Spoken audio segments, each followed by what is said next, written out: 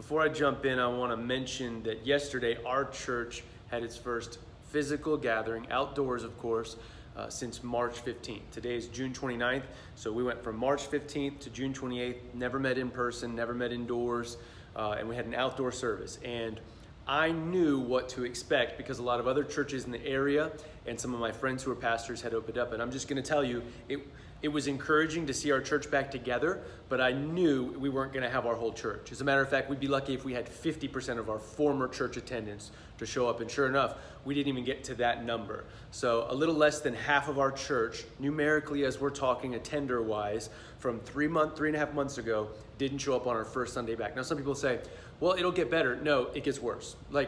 We planted our church about 5 years ago, and on grand opening Sunday, if you have ever planted a church, about half of those people come back the following week. I know that what we saw yesterday at our first outdoor service, that's probably a new peak for us.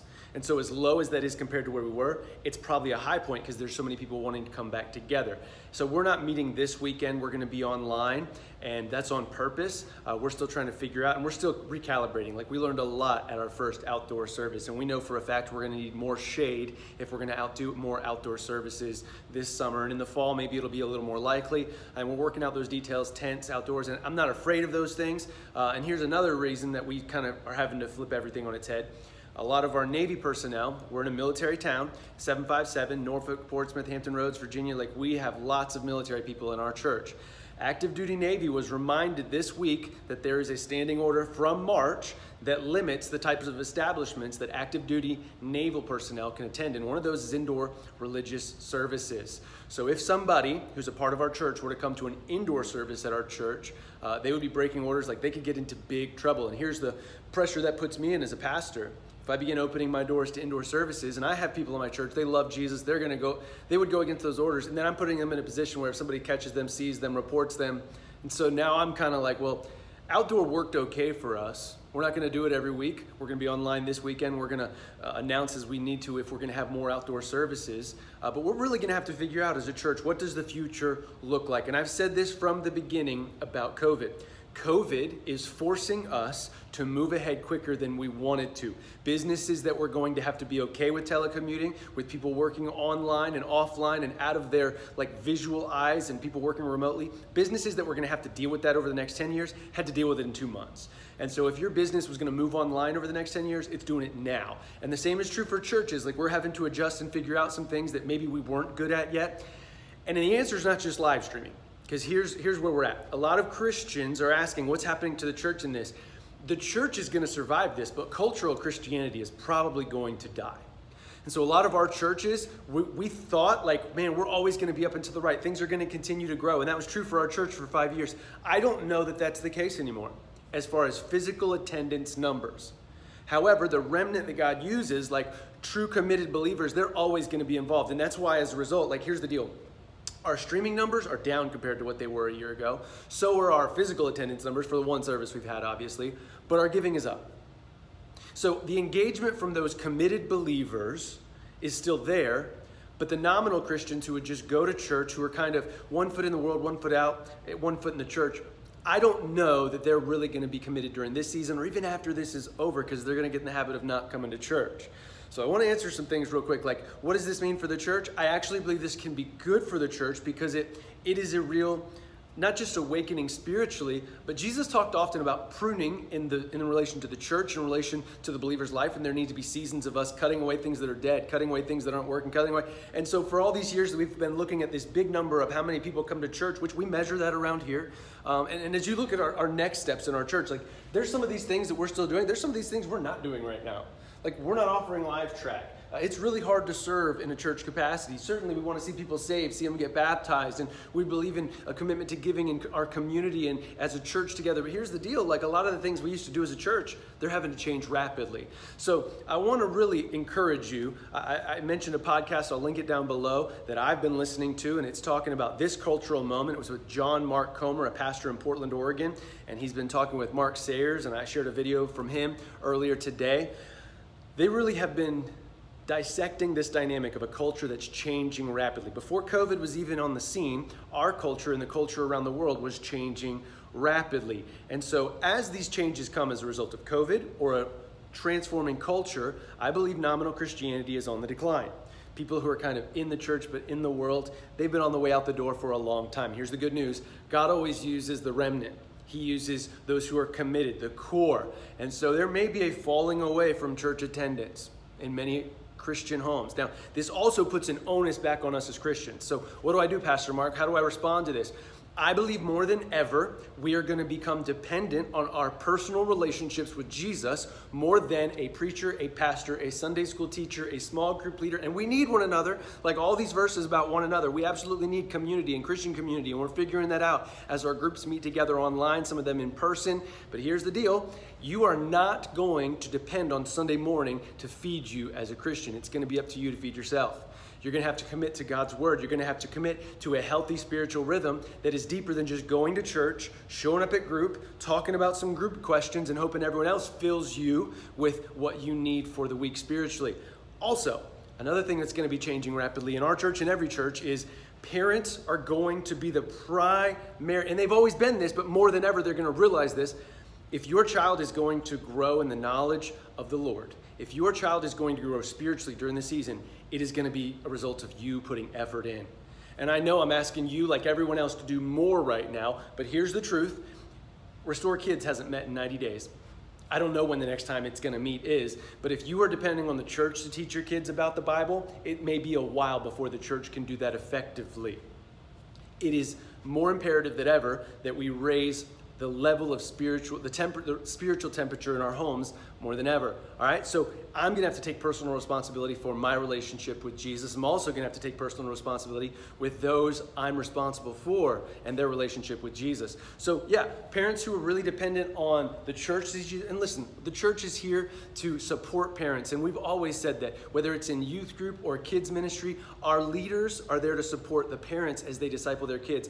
But we see D6, like Deuteronomy chapter 6, verses 4 through 6, coming to grips here. Like, you are supposed to talk with your children about the Lord. When you're sitting down to eat, when you're going to bed at night, when you're around your kids, it's your primary responsibility. So we've always known that's the responsibility, but now there's really like less support than ever. Like, they're not going to be in Restore Kids this weekend. We're putting together lessons online, but it's still on you to start those lessons. It's still on you to make sure you're asking those questions and having those conversations. And we've got the resources for you, our church and churches. And like, look, the online Christian community is putting together resources, but parents, like, it's going to come down to you. So over the next few months, it's really going to be a question of, do I want to grow as a believer if I grow?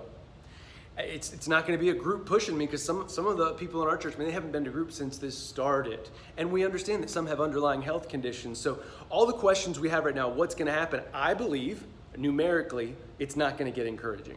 I am on numerous group texts with pastors, and listen, the ones that have opened back up, they are seeing nowhere near the numbers they saw before this all started. There's the outlier here or there, but it's very rare.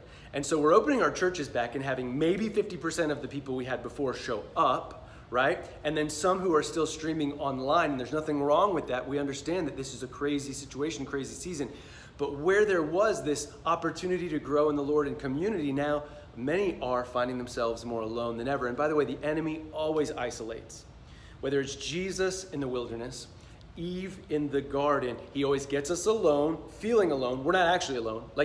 He just wants us to feel alone, and that is where temptation starts. So I believe that nominal Christianity is going to continue dying, and it's been dying for a long time.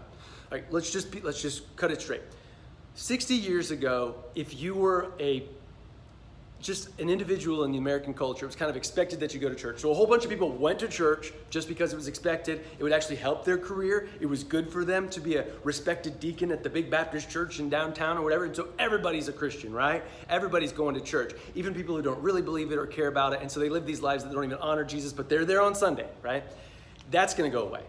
Now more than ever, we're moving toward a progressive, secular idea of what it looks like to live in the culture. And so you don't have to go to church to help your career. As a matter of fact, it may not be as good for your career if you're found to be a committed believer of Jesus Christ and believe everything that God's word says. So nominal Christianity is dying, but the faith always continues. Like, the church is actually growing all around the world. This year and every year. It continues to grow. And I talked a little bit about that Sunday. So don't get discouraged, but know this, it's going to be a little harder this year to be a committed believer, a committed follower of Jesus Christ. It's going to take personal responsibility. And here's the other issue. it's never been easier to just get distracted by everything else. I'm like you, I've got Netflix, I've got Amazon Prime, I've got shows I'm watching, I've got movies I want to watch, I've got a cave full of things that I want to watch and enjoy. And more than ever, I have time to spend with God, but I've also got 100 distractions. And my wife and I were looking at all the things Disney Plus has, and so we're probably going to commit to that next because there's some movies we want to see on there.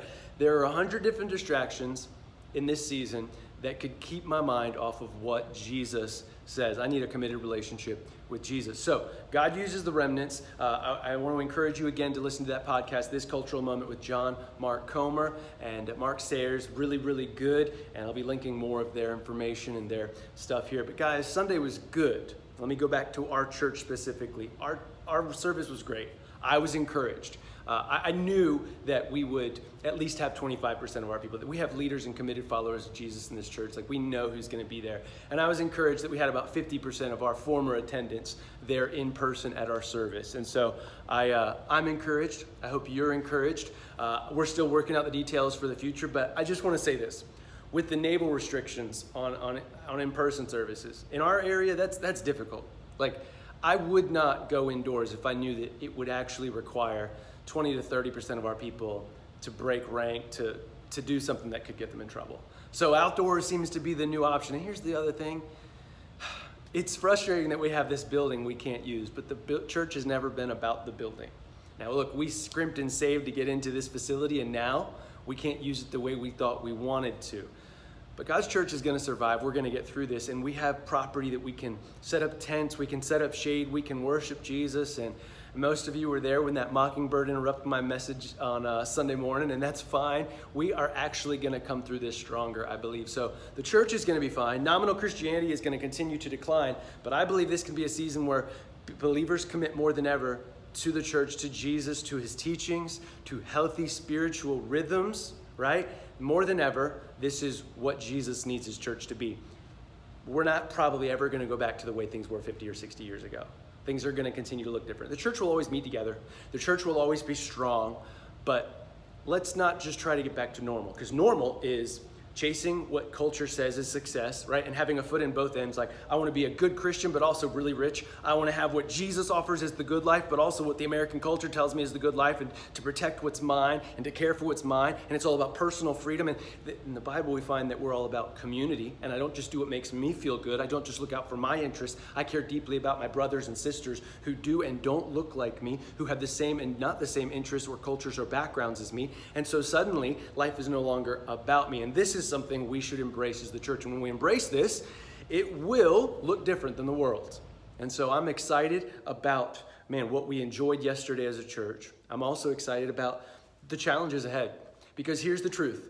We can't just say, let's get back to the way things were. The way things were difficult. Our community had needs. We were struggling. There was more anxiety, more stress. And by the way, the world's promise is if we can have more stuff, more freedom, more excitement, more engagement, new things, we'll be happier than ever. In 2020, before COVID struck, we had more money, more stuff, more things, all these things. The economy was doing well, and we had jobs, we had devices, we had the new iPhone, we had all this stuff.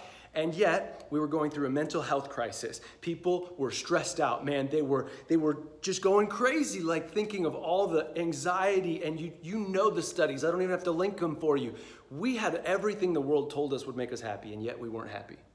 So let's not just try to get through this and go back to being a church where everything just goes hunky-dory. Like, let's get through this and be committed to Jesus more than ever, because his message is, it's needed more than ever. That life is not about what you get.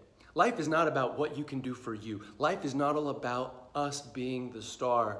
It's about something deeper and more meaningful. So we got struggles, we got issues, but we're going to get through them. I'm excited for you, church. I love you. I'm praying for you. Those of you who couldn't come in person, we love knowing you're watching online and that you're streaming with us. We're going to do all that we can to support you, to care for you. We love you guys. We're praying for you. Well, the church is going to get through this. Our church is going to get through this. The Big C Church is going to get through this.